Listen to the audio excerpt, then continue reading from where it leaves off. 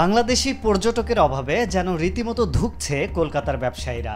অবস্থা এমন পর্যায়ে পৌঁছেছে যে আর কিছুদিন এই অবস্থা চলমান থাকলে বন্ধ করে দিতে হবে তাদের ব্যবসা প্রতিষ্ঠান। মাস দুয়েক আগেও কলকাতার নিউ মার্কেট এবং মার্কুইজ স্ট্রিটে বাংলাদেশিদের ভিড় লেগে থাকতো। তবে জুলাই মাস থেকে বাংলাদেশের কোটা সংস্কার আন্দোলন, সহিংসতা, কারফিউ এবং শেখ হাসিনার দেশ ত্যাগের পর কলকাতায় বাংলাদেশি পর্যটকের সংখ্যা লক্ষণীয় হারে কমে গেছে।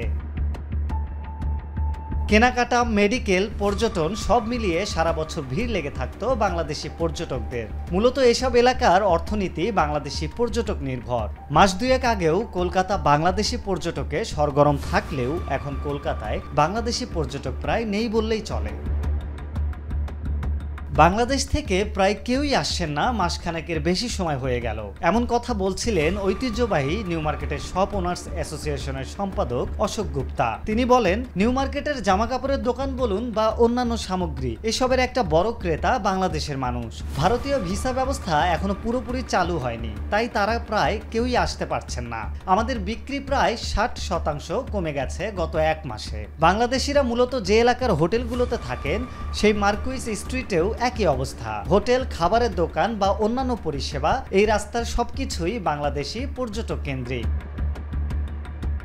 অন্যদিকে বহু মানুষ বাংলাদেশ থেকে চিকিৎসা করাতে আসেন কলকাতায়। একটা বেসরকারি হাসপাতাল গোষ্ঠী জানিয়েছেন, এক মাস আগের তুলনায় এখন বাংলাদেশি রোগীর সংখ্যা 1/3 কমে গেছে।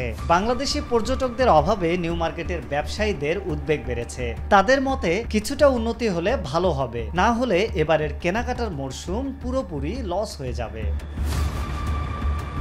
আরিফ হক, মাই টিভি।